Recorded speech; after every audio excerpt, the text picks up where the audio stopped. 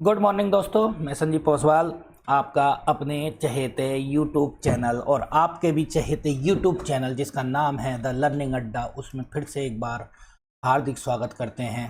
ठीक है, हम 23-10 की आज सीरीज लेकर आए हैं जिसमें 10 क्वेश्चन हैं और 10 क्वेश्चन आपको आज यकीन मानिए ज्ञान के चक्षु खोल देंगे। आपके ज्ञान के चक्षु, चक्षु समझते हो किसको कहते हैं? आँखों को, नेत्रों को। ठीक है, आज नेत्र खोल देंगे। इस तरीके के क्वेश्चन है, बहुत अच्छे क्वेश्चन है, बहुत इंपॉर्टेंट क्वेश्चन है। करंट अफेयर्स की सीरीज के साथ साथ है ये 10 क्वेश्चन करंट अफेयर्स हैं। लगभग 70 से 80 फैक्ट आपको ऐसे मिलेंगे जो आप लोगों के लिए बहुत ही उपयोगी होंगे और बिल्कुल नए टाइप के क्वेश्चन हैं, डिफरेंट क्वेश्चन हैं। ठीक है, मेरे क्वेश्चन अलग लोगों और लोगों से अलग रहते होंगे मुझे लगता है, क्योंकि मैं जो है क्या कहते हैं, मेरा सोर्स अलग है। वो सोर्स है जो एग्जाम में आएगा। मेरा वो वाला सोर्स नहीं है कि आप एक साल तक करंट पे पढ़िए और उसके बाद आपका जो है एक भी क्वेश्चन उसमें एग्जाम में ना मिले। ठीक है, तो गारंटी हमारी है, गारंटी के साथ है मॉर्निंग टी विद मी। ठीक, चाय कॉफ़ी जो भी आप लेते हो उसको ले सकते हैं। ठीक है, अब हम शुरू करने वाले हैं अपना करंट अफेयर्स। ठीक है, पहला क्वेश्चन, पहली मोटिवेशनल थीम की जगह आज बहुत बढ़िया चीज़ लेकर आए हैं हम, आप लोग देखेंगे बहुत बढ़िया चीज़ है जो है क्या कहते हैं सबके लिए बहुत ही ज़रूरी है। भाई बहन का प्रेम, भाई दूज, हैप्पी भाई दूज। जब बहनों की शादी हो जाती है या बहन जो है क्या कहते हैं चली जाती है घर से, तब इसका महत्व ज़्यादा रहता है। साथ में तो खैर लड़ाई झगड़े ही होते रहते हैं, तो इसीलिए मैं आप लोगों को बता रहा हूँ कि हैप्पी भाई दूज बहुत इम्पोर्टेंट है। बहन भाई के प्रेम के लिए इम्पोर्टेंट है। ठीक है, और लगाव के लिए इम्पोर्टेंट है नहीं? जितना जितना जो है बहन अपने भाई को प्रेम करती है या भाई अपने बहन को प्रेम करता है, उतना शायद कोई नहीं करता। ठीक है, तो इसलिए बहुत बहुत मुबारक हो आपके लिए, आज का दिन अत्यंत शुभ हो। ठीक है, आपके लिए मेरी तरफ से यही दुआ है। नेक्स्ट क्वेश्चन बात है, बहुत इंपॉर्टेंट क्वेश्चन है, डिफरेंट क्वेश्चन है। डिफरेंट क्वेश्चन ये है कि रामानुजम फेलोशिप दी गई है ये, और ये फेलोशिप दी गई है किसने दी है, क्यों दी है, क्या उद्देश्य है? आज रामानुजम के बारे में पूरा ज्ञान प्राप्त करेंगे। रामानुजम कौन थे? इनका पूरा नाम था श्रीनिवास रामानुजम। श्रीनिवास रामानुजम था इनका ये फेलोशिप दी इसलिए गई है, विदेश में काम कर रहे प्रतिभाशाली भारतीय और वैज्ञानिकों को भारत लौटने के लिए आकर्षित करना। हमारे साथ दिक्कत क्या हो रही है, हमारे यहाँ बहुत टैलेंट है। आप ये लगा ली, गूगल के सीईओ से लेकर अल्फ़ाबेट तक या फिर कहीं भी चले जाइए, आपको सारे के सारे भारतीय मिलेंगे। मतलब ये समझ लीजिए हर 6 में से 6 छोड़िए 5, अब तो 5 ही मान लीजिए, 4 मान लीजिए, हर 4 में से एक भारतीय है। मतलब 3 अदर हैं तो एक भारतीय है। और भारतीय वो टैलेंट है जो टैलेंट जो है क्या कहते हैं इंडिया में होना चाहिए, वो टैलेंट यहाँ से बाहर चला गया। नासा में देखेंगे पूरा वर्किंग पीपल इंडियन है, आप किसी कंपनी में देखेंगे पूरा वर्किंग पीपल इंडियन है। अब लेकिन हमारे साथ क्या समस्या हो रही है, हम उनको लौटा नहीं पा रहे हैं। तो ये रामानुजम फेलोशिप शुरू की है। ये रामानुजम कौन थे साहब, इसको एआई की गहराई में गोता लगा के समझेंगे, लेकिन थोड़ा सा पहले बता देते हैं।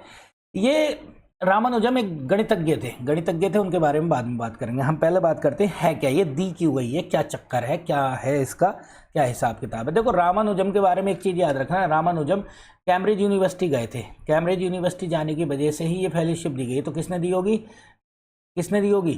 यूके ने दी है। यूके में भी किसने दी है? एक इंस्टीट्यूट है इनका LIMS, ठीक, और भारत का SERB, ये दोनों ने मिलकर दिया है। अब ये आप कहोगे ये क्या है, अब ये क्या है, इनके बारे में हम हल्की हल्की बात कर लेते हैं। LISM क्या है? London institute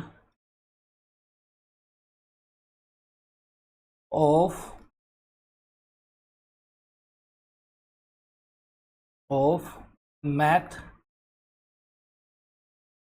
and science. अब ये क्या है अपना वाला क्या है? अपना वाला है विज्ञान, साइंस एंड इंजीनियरिंग। हम इंग्लिश पढ़ाते हैं ना, इंग्लिश A to Z है, याद करो कौन सी मूवी थी वो क्या कहते हैं 12 फेल IPS, उसमें एक कोचिंग का नाम ही था A to Z, मतलब A से लेकर हम Z तक पढ़ाते हैं। ठीक है, छोटे A से लेकर Z तक पढ़ाते हैं। ठीक है, बोर्ड अनुसंधान बोर्ड, इन दोनों ने मिलकर शुरू करी है पहली बात तो, अनुसंधान बोर्ड ने मिलकर शुरू किया। ये भारत का था। क्या है इसके अंदर? इसके अंदर ये 2 चरणों में होगी। पहले तो याद रखिए 2 चरणों में होगी। पहला चरण क्या है? पहले चरण में एक इंस्टीट्यूट है जिसका नाम है JLCARS, Jawahar Lal Nehru centre for advance research. कहाँ है? बेंगलुरु में।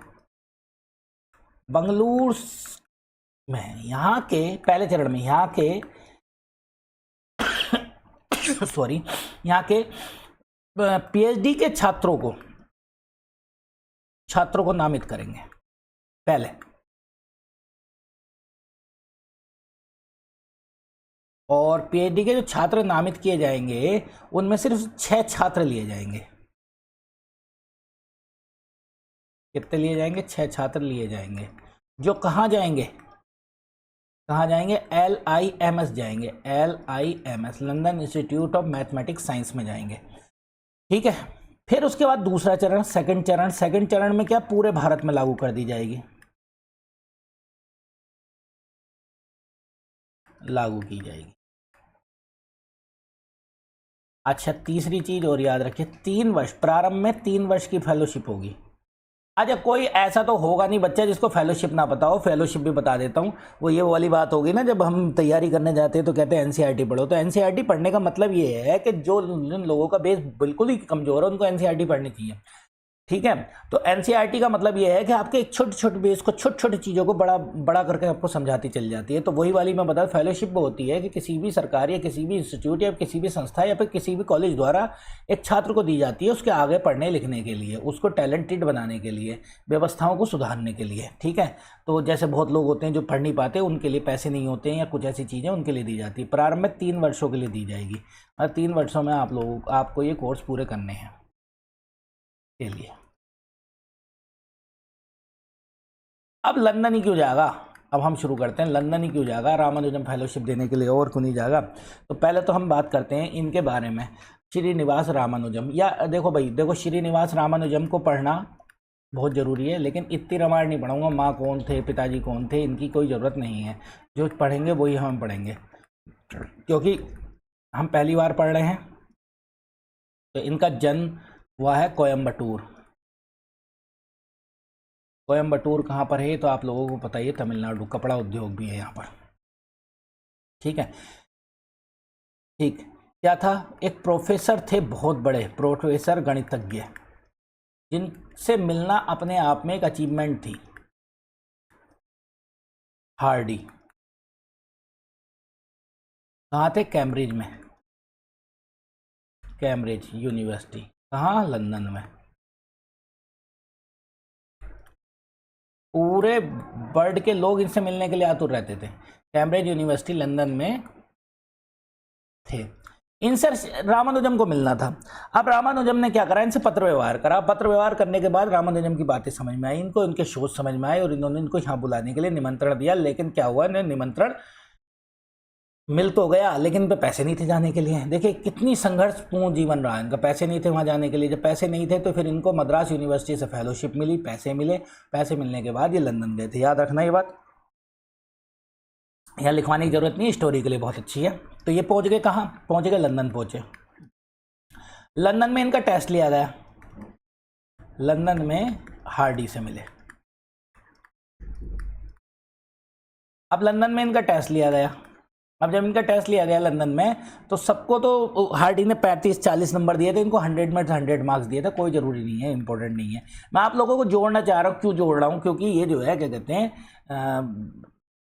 क्यों इंपॉर्टेंट है। तो हार्डी ने इनको अपना शिष्य बनाया और हार्डी ने निखारा, कहते हैं हार्डी ने निखारा। और याद रखेंगे कैम्ब्रिज यूनिवर्सिटी से BA की डिग्री मिली।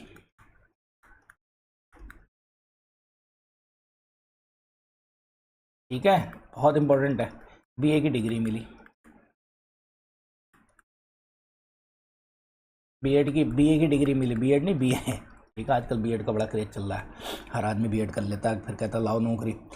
यहाँ पर एक सोसाइटी थी, रॉयल सोसाइटी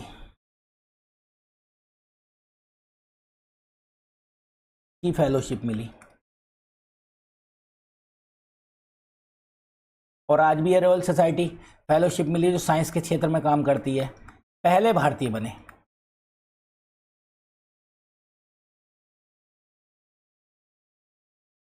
आज मैं आप लोगों को एआई की गहराई में बहुत ज़्यादा गोता लगाने वाला हूँ। ठीक यहीं पर ट्रिनिटी कॉलेज,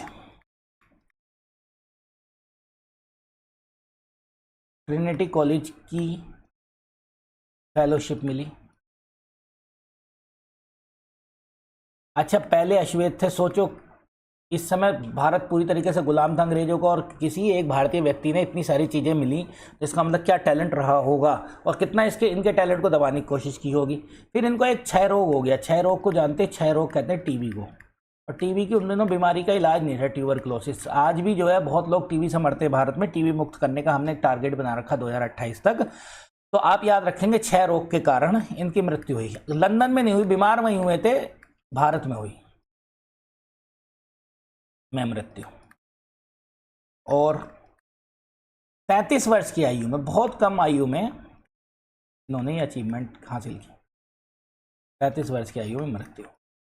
ये भी एक रिसर्च का विषय है, कोई व्यक्ति 33 साल की उम्र में। और ये देखिए, याद रखना, ये रॉयल सोसाइटी के जो फेलोशिप मिली है ना, तो सबसे कम उम्र के फेलोशिप वाले हैं आज तक टिल टुडे तक, अभी तक इनसे कम उम्र का फेलोशिप वाला नहीं मिला।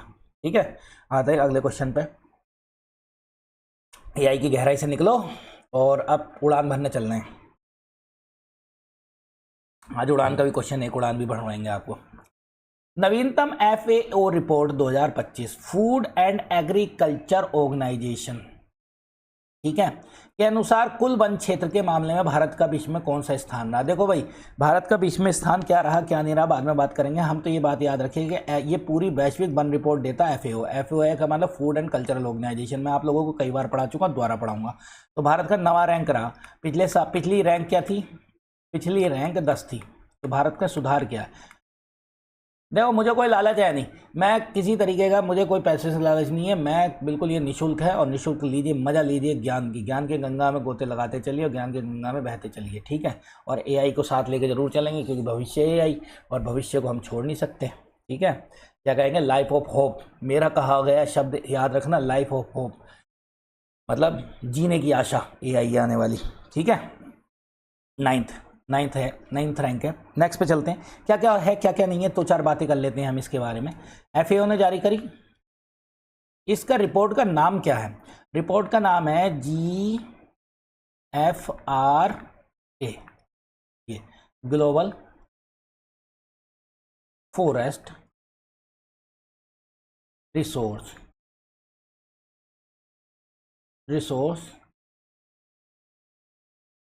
असेसमेंट, ये रिपोर्ट है। ठीक है, इसके अनुसार भारत में वार्षिक वृद्धि, याद रखेंगे, वार्षिक वृद्धि कब से कब तक? 2010 से 2021 तक, 2020 तक, सॉरी, 10 साल में वार्षिक वृद्धि में तीसरे स्थान पर आ गया भारत।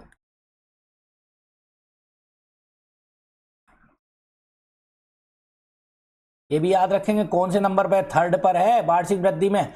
और एक चीज और याद रखेंगे, नंबर 1 पे कौन सा? ऑस्ट्रेलिया, वो सॉरी, ऑस्ट्रेलिया कहाँ, सबसे ज़्यादा जंगल कहाँ है? ब्राज़ील में है, विश्व के फेफड़े कहे जाते हैं। ठीक है, तो सबसे पहले कौन आया? ब्राज़ील नंबर 1, और नंबर 2 पे ऑस्ट्रेलिया, थोड़ी सी यहाँ था। ठीक है, तो याद रखेंगे, 2 हो गए। तीसरी बात याद रखेंगे। अब आ जाइए एआई की गहराई में। तो FAO की स्थापना कब हुई? फूड एंड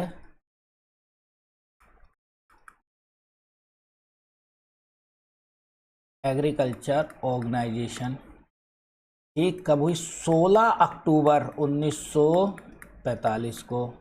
और 16 अक्टूबर को क्या मनाते हैं? World food day. अब कमेंट सेक्शन में बता दो, अभी 16 अक्टूबर को ही पढ़ाया मैंने कि बर्ड फूड डे या विश्व खाद्य दिवस की क्या थीम थी, कमेंट सेक्शन में बताएंगे जरूर।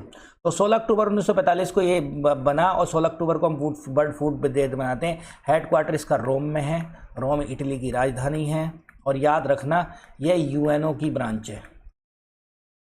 अगर विश्व में कहीं भी खाद्य संकट होता है तो ये वहीं पर पहुंचती है, चाहे युद्ध हो, चाहे बाढ़ हो, तूफान हो, आपदा हो, कोई भी समस्या हो। अगर जैसे रशियन यूक्रेन विवाद चल रहा है यहाँ पर, या फिर कोई ऐसा देश है जिसने एक पर हमला कर दिया है और वहाँ पर लोगों को खाना खाने के लिए नहीं है, तो क्योंकि भारत में मानव अधिकार है भाई खाना खाना,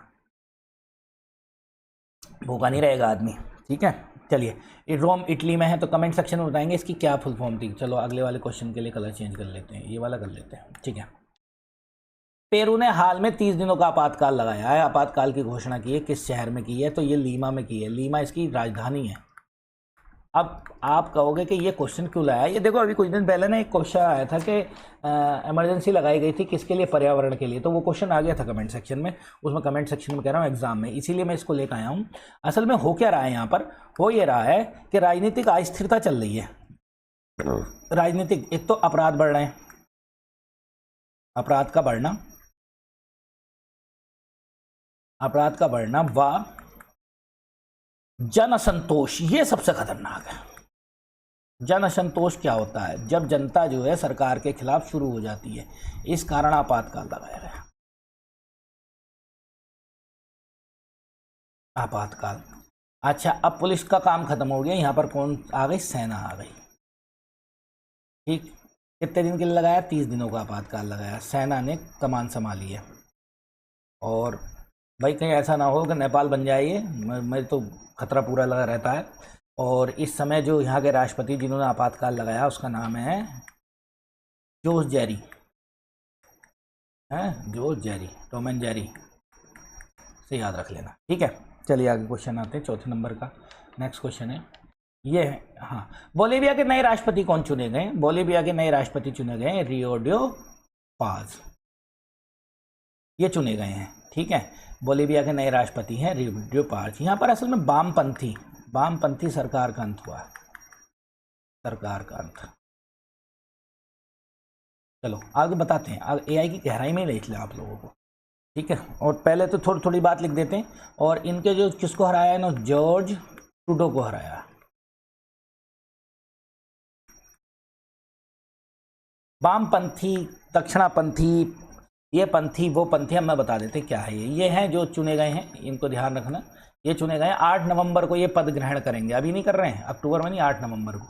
ठीक है, चलिए यहाँ शुरू करते हैं इसको पढ़ाना। देखिए, एक होता है समाजवाद। समाजवाद क्या होता है, उत्पादन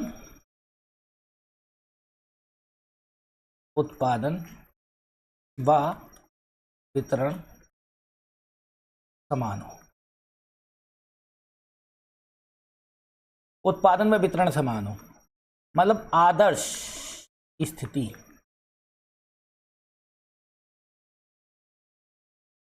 मतलब इतनी स्थिति के शेर और बकरी भी एक जगह खड़े होकर पानी पी सकें, या फिर शेर शिकार ना करे, क्यों, क्योंकि उसको लगे कि ये सामने वाला जो है, ये जानवर जो है क्या कहते हैं, मारा जा सकता है, इसका जीवन समाप्त हो सकता है। मतलब उत्पादन और वितरण, मतलब ऐसी स्थिति हो कि आप लोगों को कोई समस्या ना हो। दूसरी चीज इसमें क्या होता है, उत्पादन वितरण समान तो है ही, दूसरी कंडीशन क्या होती है, दूसरी कंडीशन भी बता देता हूँ। समाजवाद में ये होता है, ठीक है, मतलब एक्स्ट्रा प्रोडक्शन नहीं होता, समझ गए ना, एक्स्ट्रा प्रोडक्शन नहीं होता। चलो यही पूंजीवाद याद कर लें। पूंजीवाद क्या है, पूंजीवाद क्या है, अधिक से अधिक पैसा लगाना, अधिक से अधिक पैसा लगाना व अधिक से अधिक पैसा कमाना।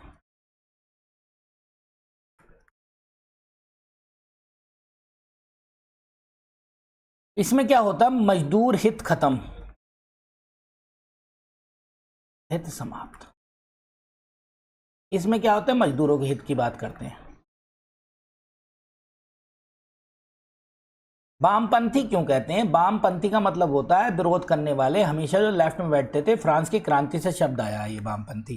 तो समाजवादियों को ही वामपंथी कहते हैं या कम्युनिस्ट को वामपंथी कहते हैं। अब ये दोनों की दोनों योजनाएं फेल हो गई। क्यों फेल हो गई? ये तो इंग्लैंड की वजह से, इंग्लैंड में औद्योगिक क्रांति हुई और वहाँ लोगों का शोषण हुआ बहुत ज़्यादा। और समाजवाद इसलिए फेल हो गया क्योंकि आदर्श स्थिति कभी आ नहीं सकती।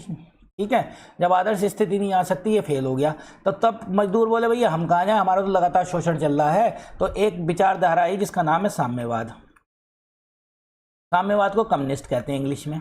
और ये कौन लेकर आए? कार्ल मार्क्स, जिनकी किताब दास कैपिटल है, बुक इनकी दास कैपिटल है। कार्ल मार्क्स लेकर आए।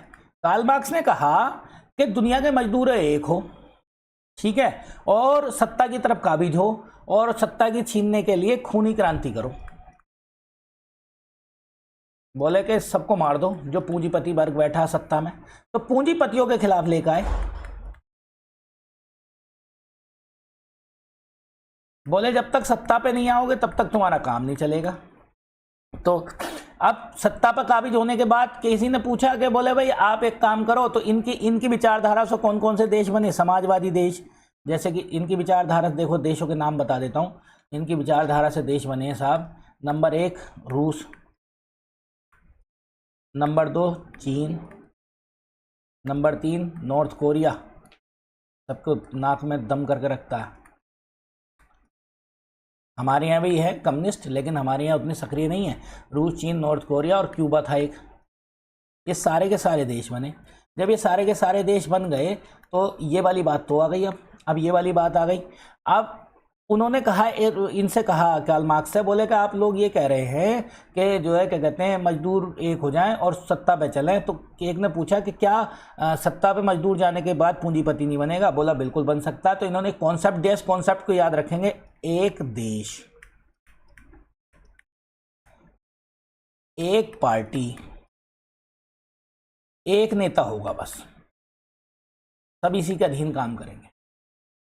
ठीक, पार्टीगत इलेक्शन होगा, देश में इलेक्शन नहीं होंगे, और पार्टीगत इलेक्शन में ही जो चुना जाएगा वो देश का नेता होगा। जैसे चीन के राष्ट्रपति क्या हो गए, अब आजीवन हो गए। उन्होंने कहा कि बोल चलो हम आजीवन कर लेते हैं। रूस के राष्ट्रपति आजीवन हो गए, मतलब जब तक रहेंगे वो रहेंगे ही।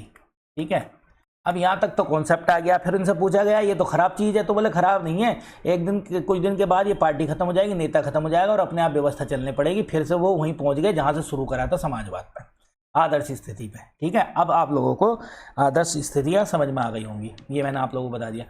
9 साल पूरे होने के बाद सरकार ने घोषणा की है कि योजना उसके बाद भी जारी रहेगी। ये उड़ान योजना है। उड़ान योजना कहाँ गई? ये इसमें लिखी है अपन 2 मिनट। ठीक है, उड़ान योजना है, उड़ान। ठीक है, उड़े देश का आम नागरिक। तो ये 2027 तक जारी रहेगी, 2027 तक जारी रहेगी। 2027 से ये जो है क्या कहते हैं योजना चल रही है लगातार।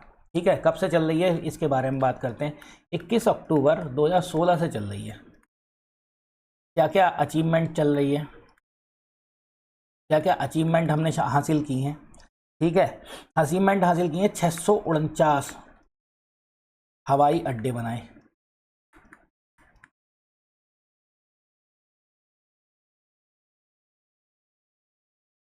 हवाई सेवा दी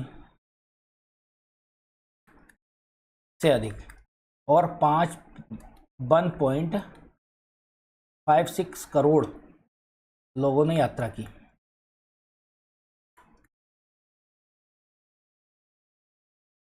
और एक चीज और, अब 2027 तक चलेगी। तो क्या टारगेट है? ये भी टारगेट है। 120 स्थलों पर, 120 स्थलों पर हवाई यात्रा देंगे नए पर। दूसरी चीज, इसमें हेलीकॉप्टर व सी प्लेन भी जारी किए जाएंगे। सी का मतलब हो गया, सी वो वाला नहीं है, समुद्री प्लेन, SEA प्लेन भी शुरू। ठीक, चलिए अगले क्वेश्चन पे चलते हैं हम नेक्स्ट पर। लूव संग्रहालय में आभूषण चोरी गए कब किए गए साहब? ये 19 अक्टूबर को उड़ा लिया गया माल। अब ये डेट मत याद रखना। ये लूव संग्रहालय कहाँ है? ये पेरिस में है। पेरिस में क्या हुआ है, महारानियों के हार रखे थे, ऐतिहासिक हार, अब वो ही उड़ा लिए, वही खर्च कर दिए इन्होंने। अब समस्या ये हुई कि सरकार परेशान हो रही है, कैसे चले गए, कहाँ चले गए, तो 8 बेशकीमती हार गए, जिनकी हार और रत्न ये सबको ले गए। वो जो महारानी लुई थी और महारानी मैरी थी, एंटीनो थी, सबके ले गए ये। ठीक, दूसरी चीज़ कहाँ से गए, अपोलो गैलरी से, ये भी याद रख लेना, अपोलो गैलरी से गए, ले गए माल को उठा गए। ठीक, चलिए आगे चलते हैं। केंद्र सरकार ने गुजरात और हरियाणा के लिए अभी स्थानीय निकाय क्या होती हैं, पंचायत, याद रखना, पंचायत के लिए 730 करोड़ रुपए से अधिक की राशि दी गई है। और ये कौन से वित्त आयोग में, 15वां वित्त आयोग चल रहा है। कौन सा चल रहा है, 15 फाइनेंस कमीशन चल रहा है, याद रखना 15 फाइनेंस कमीशन। मैं आप लोगों को बता देता हूँ 15वां वित्त आयोग, आज मैं वित्त आयोग ही समझा देता हूँ। 15वां वित्त आयोग आप लोगों को याद रखिए, इसके हेड है NK सिंह। कब से कब तक चल रहा है, 2021 से 26, अभी इसकी डेट बढ़ा दी गई है नवंबर तक। इसने कहा है कि 750 करोड़ रुपए इन दोनों जगह को दो, जिससे विकास हो सके। ठीक है, इसका कार्य क्या होता है, कार्य भी लिखवा देते हैं पहले तो, चलो कार्य बाद में लिखवाएंगे। अब 16वां भी लिख लीजिए, यहीं पर 16वां बन गया है, जो 2026 से 31 तक रहेगा। 16वां वित्त आयोग, वो कौन है, अरविंद पनगड़िया। और अरविंद पनगड़िया के बारे में आप जानते ही हैं, क्या है अरविंद पनगड़िया, ये आप जानते ही हैं क्या है ये। अरविंद पनगड़िया वही हैं जो नीति आयोग के उपाध्यक्ष थे, 2026 से 31 तक रहेगा ये, 5 साल। ठीक, अब हम आगे चलते हैं नेक्स्ट पर क्या चलते हैं कि नीति आयोग के भी उपाध्यक्ष रहे, ये भी रहे। अब आते हैं AI की गहराई में, वित्त आयोग क्या है, आर्टिकल 280 में है, तो संवैधानिक संस्था हो गई ये, आर्टिकल 280 में है। कितने सदस्य होते हैं, एक अध्यक्ष,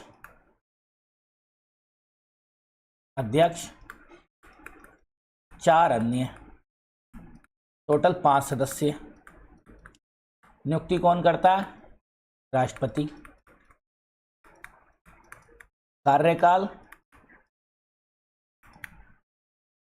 5 वर्ष। कार्य, बहुत तेजी से बढ़ा रहा हूं, फटाफट याद कर लो, कार्य 2 ही हैं, केंद्र तथा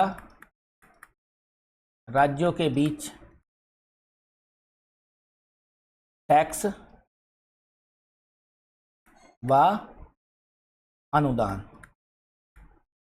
और इसी के अंडर में राज्य वित्त आयोग है, जो करता है पंचायतों का काम। ठीक है, जिसकी रिपोर्ट पर पंचायतों के लिए बंटवारा किया जाता है। ठीक, क्लियर हो गई बात, आगे चलते हैं। मेघालय सरकार ने फुटबॉल और पर्यटन को बढ़ावा देने के लिए किस फुटबॉल क्लब के लिए 3 साल का MOU सिग्नेचर किया है, तो ये नॉर्थ ईस्ट यूनाइटेड FC के साथ किया है। मेघालय सरकार बढ़ाना चाह रही है, तो अच्छी बात है, ये होना भी चाहिए। ठीक है, बात आ रही समझ में, मेघालय सरकार पर्यटन को बढ़ाना चाह रही है। मेघालय की राजधानी शिलोंग है, और मेघालय में देखो सुनो, एक चीज़ और बता देता हूँ आप लोगों को, मेघालय में गारो, खासी, गलत मत करिए ना, जयंतिया, ये लोअर में क्वेश्चन पूछा गया था। ये तीनों की तीनों पहाड़ियाँ हैं, यहाँ पर मानसून रुक जाता, दुनिया को पता है। और मानसून की वजह से सबसे ज़्यादा बारिश यहीं होती है मासिनराम में, मानसून। ठीक, दुनिया को पता है, मुझे क्या, आप लोगों को सबको पता है। लेकिन जो क्वेश्चन आएगा वो ये आएगा कि मेघालय की सबसे ऊंची चोटी, तो मेघालय की सबसे ऊंची चोटी शिलोंग है, ये याद रखना। और मेरे कहने से सभी राज्यों की सबसे ऊंची चोटी पढ़ लो, नहीं तो मैं तो धीरे धीरे कराऊंगा ही। ठीक है, आप लोग जरूर मुझे कमेंट सेक्शन में लिख के बताना कितने राज्यों कौन कौन सी ऊंची चोटी है, पारसनाथ किसकी है, कैलसूबाई किसकी है। ठीक है, केंद्रीय रेल मंत्री अश्वनी वैष्णव ने हाल में किस रेल प्रदर्शनी का उद्घाटन किया है, तो 16वीं अंतर्राष्ट्रीय रेल उपकरण प्रदर्शनी का उद्घाटन किया है। इसका क्या है, रेलवे नवाचार को बढ़ावा देना, रेलवे नवाचार को बढ़ावा देना।